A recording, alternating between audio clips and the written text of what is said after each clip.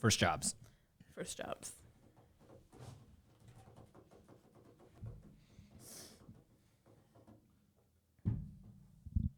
What's up, you guys? This is Mike Hall coming at you. I've got Ken Rife with me and Alaina White. And today, on the way in, I was talking to Ken. I'm like, I got a few topics that I want to go through. But this has been one that's on my mind for a long time because I get asked all the time at listing appointments, like, what did you do before real estate? How did you get into real estate? And I always go back too far. And like I talk about weird jobs from like way too far in the past. And so I'm like, let's just do a podcast that gets that out of the way so that I can just like come up with a better answer at listing appointments. Like make something up that sounds better. Every time that somebody asks me like, so what led you to real estate? Like I don't get the listing because I'm just like, let me tell you about my crazy life. But okay, can I before we start this, do you ever like the sitcoms, like the shows, and they make fun of like, so yeah, I went to college for 4 years and then, you know, I sold some pots and pans and then I ended up in real estate. Basically. And you're just like, Pretty much. oh my God. Yep, that's how it happens sometimes. I don't think there's any great path into real estate. It's so weird. Like, how do you answer that question unless you're like, my whole family's been in real estate forever? Yeah. That makes sense. I think like 1% of realtors were like, I'm going to go to college and graduate and then become a realtor. Yes. Yeah, no one really, truly, no one's like, this is what I want to do forever. Right. When they first get into it, they're just like, how the hell did I get into this? Most And of then the time we it's just like, end up. it's like a sieve because like a lot of people end up in it. Yep. They realize because optically it's like, oh, I can make a ton of money doing real estate. I see Frank down the road doing it, and it's like you don't realize how much time, effort, energy, emotional collateral you have to put into it. Yep. And so it like sifts out. Like every year, I see 2 or 3 people that are like, yeah, I'm done going back to work. So I guess let's find out, like, a lot of people take real estate classes. And I remember going through my real estate class and they were like, only 2% of you in this room are going to make it over 5 years. Okay. And I was the one who slept through the whole damn thing. And I was the 2%. So like, let's find out if there's like similarities in You're going to get a DOC history. audit next week, by the way. Because like everybody goes to real estate classes, but everybody, like all the ranges of people, like, but like what people like survive it. Right. And then thrive. Mm-hmm. Okay, so who wants to start? Let's start with Kenneth. And this is your first job. And I don't mean like your first adult job. I don't mean your first like, Okay. what's the first thing you did on a consistent basis that brought a little bit of bacon? It's where I met my wife. Okay. We were servers at a Mexican restaurant. Authentic Mexican How old restaurant. were you? Yeah. Huh? How old were you? I think I was like right at 18. Oh my gosh. Your first Yeah, I job didn't was work. at I didn't work 18? I lived a charmed life. Yeah, I had a car, Must be everything. nice. Yeah, if my mom and dad are watching right now, like, thank you, but not also, so I was 18. Yeah, I was 18. So I got I was 18. I'll my own it. degree. It was awesome. It was cool. Okay. Living the lush lifestyle. Wait, nope. I was 26. 26 is when I got my first job. Okay. So then I was a server at a Mexican restaurant, and then I was extremely bad at it, as my wife will tell you. Like, she hated me there. We weren't dating at the time. I was like one of 3 males in that restaurant, which was an absolute dream job, by the way. Probably. But the one person I was interested in hated me, so that worked out well. Front of And the house then or back of the house? I was front of the house. Okay. Yep. And so I was like a great server, but you had to learn every job at that place. Like you had to learn how to like cook and I was terrible at all that. Yep. So I ended up getting another job as a server at a really nice restaurant in town where I actually had to like take things seriously. And honestly, that job taught me more about sales and relationship building than any college course I've ever taken in my life. You know what I mean? So, I mean, because I was working, it was in the first floor of a hotel, the nice hotel in town. So you had a lot of business travelers. You had a lot of people that were like corporate. You had executives that were coming in there, and you got to meet these people and learn how to interact. But my parents are, I was telling you the story. My parents were college professors, chemistry and biochemistry, and they're like smart people. Okay. Hold on, stop for 1 second. So that second restaurant job, I know you had a story about a famous person. Is that something that you'd be interested in telling on a separate podcast that we could link to? we got to talk about that one. Okay, can I drop the name right now? Yes. Okay, so Ken served Glenn Taylor, which is the former owner of the Timberwolves, and he has a wonderful One of story. 5 billionaires left in Minnesota. Yep. Yep. Wonderful I got a story great about story him about having a corporate dinner at Oh man. when he did theirs. We will literally the next podcast we'll talk about that one because it's still one of my favorite stories. So of all the time link's to going tell. to be in the description there. Yeah. You got to hear about that. But let's move on to your parents. So my parents were college professors. So again, charmed life. I had a little bit of a discount going to school because both parents were college professors. And so, of course what I did with that was took bowling and intro to darts and stuff. Like dead serious. I took a bowling class because the credits were free. Why wouldn't you? Why wouldn't you? Yep. And Obviously. I went to school. I got my degree, major, interdisciplinary minor. Boom, out of school. My mom's like, all right, our son's finally going to make something of himself. He's going to do it. And this was right after 2009 housing crash. Yep. Where mortgage lending pretty much destroyed the country. Well, and I'd say that mortgage loan officers took the bag for like the brunt of like Which we deserved. doing crummy things. Which we deserved. Yep. Like loan officer circa 2008 and 2009. If you're still in the industry, you've definitely changed how you do business because it was pretty shaky. Slimy. Yep. So I can remember the minute I went and told my mom and dad, I was super pumped that I just scored this commission-only job with no benefits. Super sweet. And I'm like, hey, I got a new job. And they're like, oh, thank God. What is it? I'm like, it's an adult job. It's out of serving. It's great. I'm like, okay, what is it? Like, I'm going to be a mortgage loan officer. And my mom started crying. She's like, oh my God. We literally teach nurses and doctors how to save lives. We've worked our asses off to get you through school. And you're going to take a commission-only job that does not require a college degree. What the hell? We could have retired 6 years ago. We didn't have to. Literally started bawling. My mom was like super bummed out, which she should have been. That's And now great. here we are. So that was me. Made it. All right, Made it. Alaina. But you made it. Oh, my first job was before the age of 18. Yep, I know. Child Well labor. done. Child labor, basically. Ugh. Yep. Yeah, I was a lifeguard. Didn't even know that was legal, but Yeah, didn't even know it was legal. Yeah, I was a lifeguard for the YMCA, and I coached swimming. So How old? 16. Okay. As soon as I could drive, Perfect. pretty much. Yep. Great job. Not really, but I did that pretty much halfway through college, and then I was like, you know what? I'm done lifeguarding. I'm going to get a really solid job in a field where I know everything about everything. I'm going to work at the Home Depot. the hammers are on that side of the story. I forgot. Nope, I'm wrong. Hammers are on this side That of the is story. where I That met was my my husband. bad. So that is where I met Jake. Okay. Yeah, Jake looks like he knows his way around a Home Depot, though. he worked in the lumber department. Yeah. So Yeah, he is a lumberjack. he is a lumberjack. Okay. Yep. Yeah, and actually my job there, I went in at 5 a.m. and I did the bookkeeping for the Duluth Home Depot, which I don't know why they trusted a college kid to count all of their money. But that's what I did. Seems to be Well, working out. They're bankrupt now. So Yeah, no. Store's completely gone downhill since I left. But yeah, no, I did their bookkeeping and then kind of just floated around the store working in the paint department. I don't know anything about paint, but I made it work. So it's really where I learned most of my Yes. sales skills. Yes. And then I went to college for healthcare management.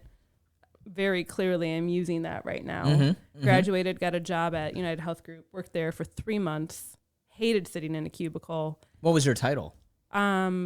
Onboarding specialist. I don't know. Okay, I was one okay. of like Okay. thousands of people. Mm-hmm. Would you just train people like in HR? So I think it's like sounds when you get hired, it's like you need to bring your I-9 or for your I-9 stuff, right? Yeah, so it's basically anyone who was applying to sell United Healthcare insurance. I Got would it. onboard them. So it was just All a lot that of stuff. Okay. Oh, copy boy. and pasting and documentation. It was just cubicle sitting all day long. It was terrible. So I told my mom I'm going to quit and I'm going to become a personal trainer. And that's actually how I met Sam. Yep. So personal trained with them for about 7 months. And I was like, you know what? I'm just not really feeling it. And Sam pulled me over to real estate and we did the listing manager position. And then How'd that go? not my forte. But you did it. You did a good job. I did it. I don't know if I did a great job, but I did it. I remember there you were a crying a lot. I wonder who made me cry a lot. It was me. It was It was me. I've learned. I've told you countless times that I hated you when we first started working together.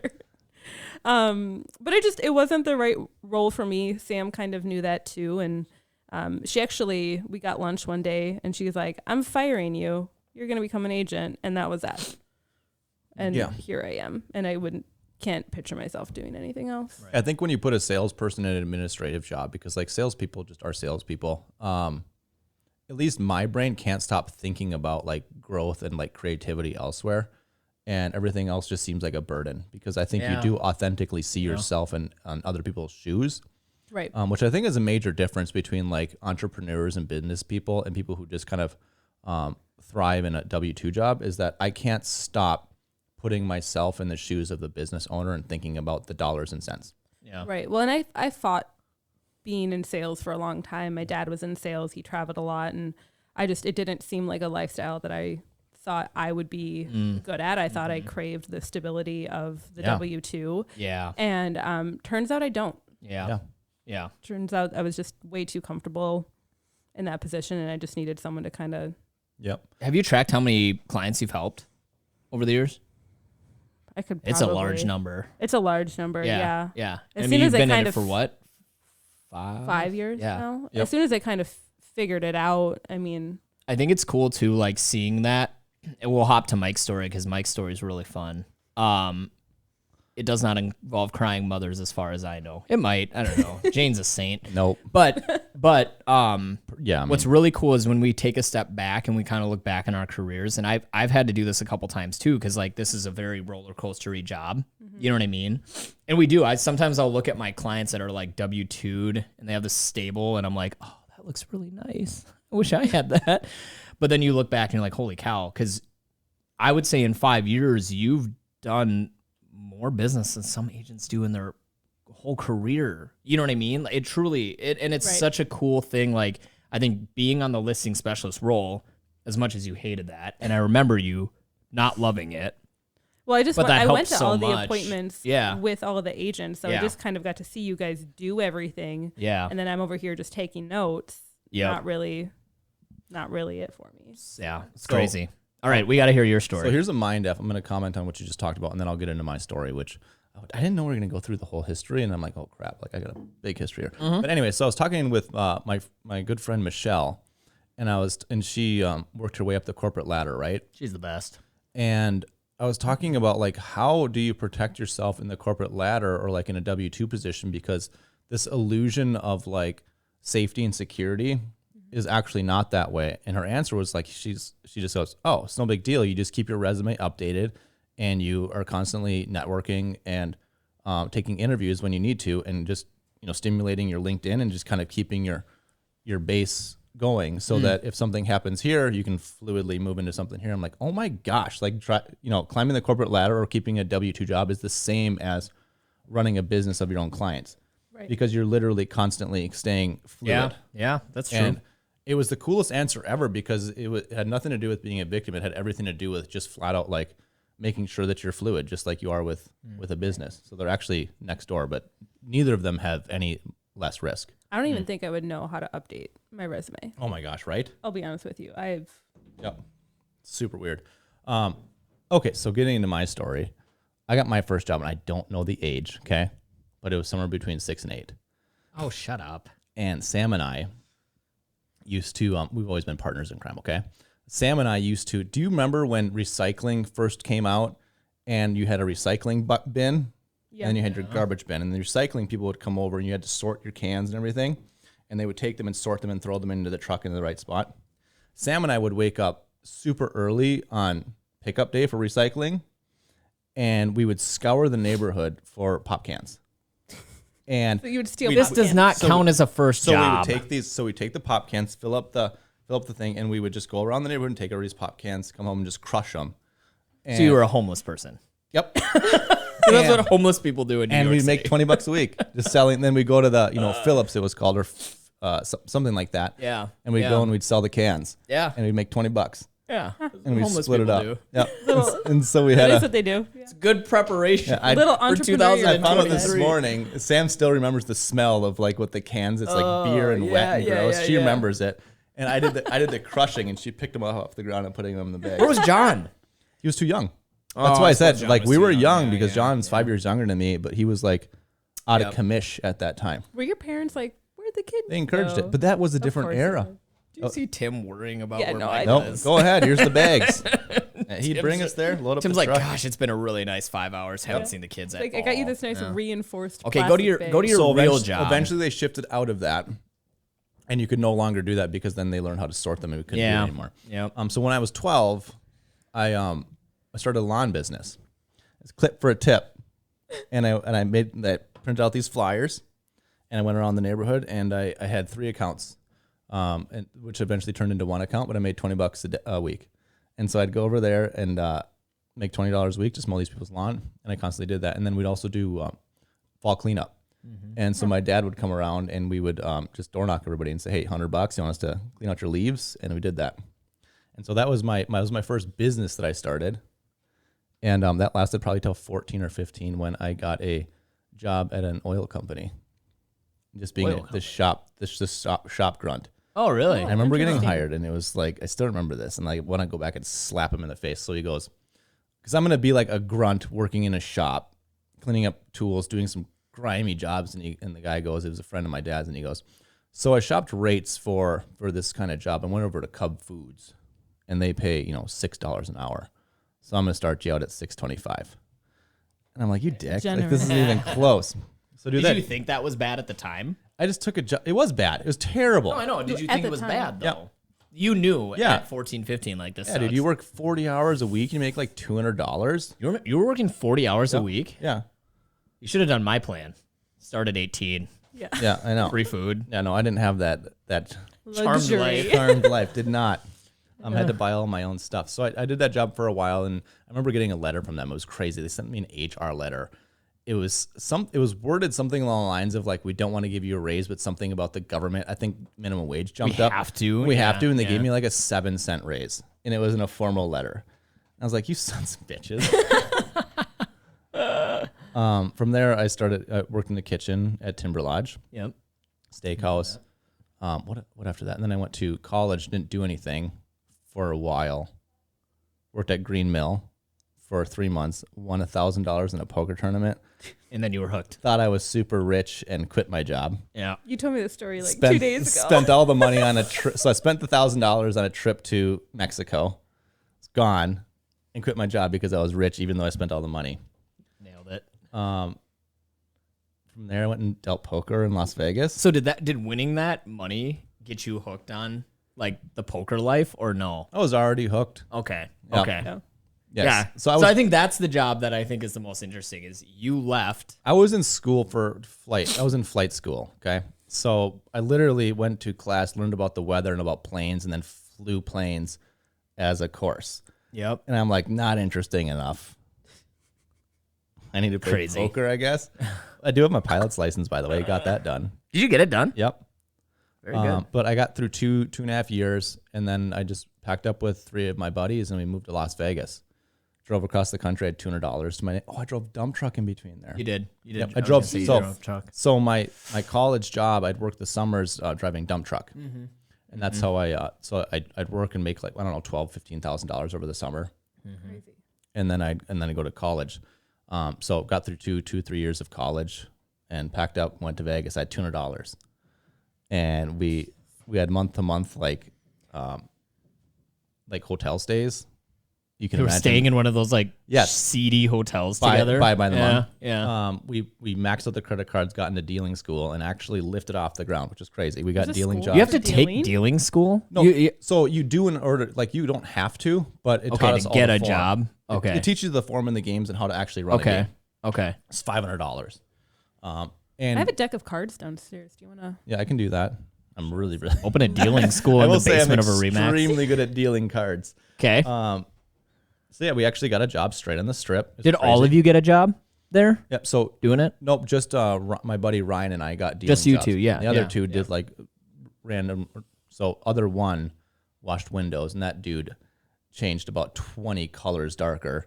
Yeah. Because he was out Yeah. in Nevada. Oh, I bet. You Yeah. should have seen him. It was great. Like blazing windows. Yeah. And then we had another buddy join us, and he just kind of did odd jobs around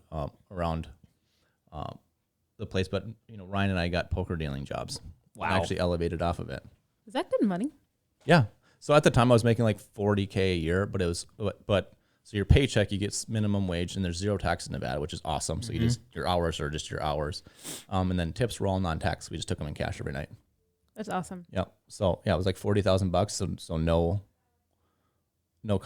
I kept none of it because I would take my tips, go to the poker table, and then it'd be gone. And so I left with nothing. I feel like that's a common thing. Yeah. Yeah. Definitely. Really, I feel like any of the card deal, unless this is a fraternity where there's an understanding where you tell people like, yeah, no, I don't gamble much. But every dealer I've ever talked to is like, yeah, no, I'm not a big card player. Well, so be mindful. I'm 21 and 22 here. Okay, so I'm a kid. I'm supposed to be like in college still, and so like I'm making this money. I'm still like it's not gelling yet, right? My brain's still mush. Yeah. I think You can always make more. Yeah, exactly. The It's just like mindset. this idea of like future earnings. That's why I'm so obsessed with talking about people. Like, did you like your living in Las Vegas? it's awesome. I love Las Did you? Vegas. Yep. Okay. It has Never all been. the.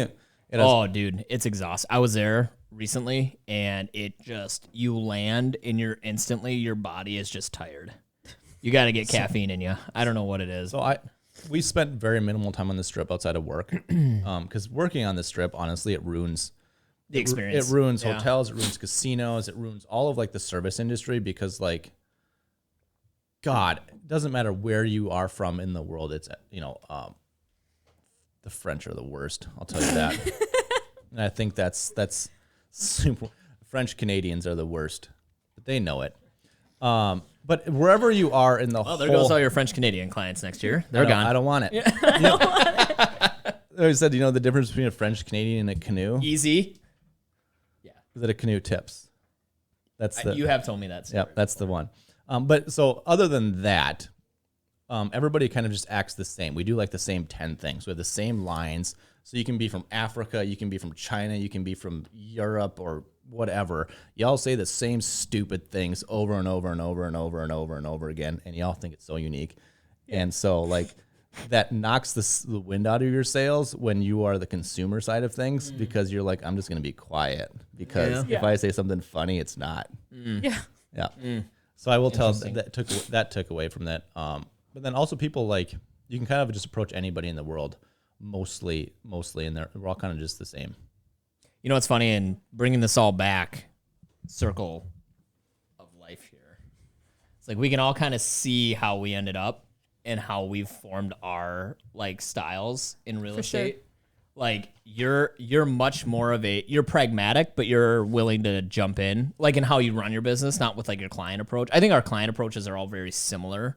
They're different, but they're similar. Yep. But how we tackle business and how we tackle like the formation of our team and like our marketing plans and everything, I'm very slow and deliberate overly sometimes. Really? No. Mike's like, that way, go. Yep. We're going right So now. true. I already left. Yeah. So you got to go. Let's Yeah. go. Right. You know what I mean? And like, I think you're very in I'm in the between. middle. You're kind of in between. Yeah. You know what I mean? Yeah. I'd say think Turek is like me, Yeah. very reserved, and Sam's like you. You know what I mean? Yep. Like, go. Yeah. We're rolling. Yeah. Yeah. I think it's It's probably the interesting. experience of just realizing that you can just like blast into life, and like, as long as you're, perseverant and honestly methodical. So when I talk about wasting money in my early 20s, like that's just a symptom of like not having the wisdom yet. But ultimately what you can say is that you can jump into basically any situation as long as you have perseverance and like staying power, you're going to be fine. And you'll thrive in it. So between 22 and I think 22 and 27 is when I officially got into real estate. My back went out actually from sitting at tables, and that stopped me from dealing poker. So I came back here, and You're in a diaper business. yeah, but A I little bit so, there, So but, what yeah. so I got into His resume is like a mile long if he were to write one. I got back into Not a accounting. very good So one I had either. surgery for my back, and I got back into accounting. Yeah, it's not very good. So I went to school for accounting, and it's the first time I applied myself in college, and I got straight A's. because I enjoy it, and that's the way my mind works. It's very spreadsheet oriented. So like there's Yeah. chaos, but I move it down into spreadsheets. Right. At the same time, while I was in college, Sam was she got her first salary position job, and she was working for Best Buy, and she started. right. So she started to realize like the manufacturing relationships, and then she had their first child, and she was like, cloth diapering is sustainable. Plus, when you realize like childcare making $40,000 a year, like there's nothing left, right? And so like sustainable diapers is wonderful for families who don't want to have that residual like piece of. It's expensive. I just It's expensive. So if you can spend $400 or $500 on cloth diapers and be done, like that's quite attractive to somebody who's struggling. Yep. And so we got together, which we've always been kind of communicative, and we decided to actually source the diapers from China, and we built a website, and we started selling and started an online business that was we did it for about a year, I think about a year and a half, and we converted in. We had like 80,000 Facebook followers, and we're doing 6 figures in revenue a year, and it was going really, Crazy. really well. And at the same time, Sam started selling real estate on the side, and she's like, While owning gyms. "Yep, While owning the gyms. yep." And she's like, "Mike, I just made $40,000 this month in real estate," and I'm like, I can do that. I'm done. and you make like $100K, annually, whatever, in your cloth diapering business, and you might have like 8,000 or 10,000 left over when you're running a business like that. And so we made the decision, like, let's pick one and sell the other. And we sold the online business. We made like $8,000 on the sale and liquidated the stuff. But when we moved over into real estate, this is the first time that Zillow and Facebook and all of those things, nobody had been using them in legacy real estate. And so we had this experience of literally building like these insane social network platforms. And so we were able to capture that for the first time. Yep. So we picked a point at a spot in the metro, the Southwest Metro, and we used our expertise from that online business and just carved a massive market share in the legacy real estate. And so like that's where it came from. I think a really cool, not for this podcast because we're running out of time here, but the next podcast, we have to talk about us meeting for like one of the first times and what we thought of each other, but let's not plan it because I've got some things to say to you. Yeah, dude. And I'm it's kidding, all I'm just kidding. earned. Like in this one, you learned it was really that- cool. It was really cool because like how our relationship has evolved, and we're business partners, but we're really good friends too.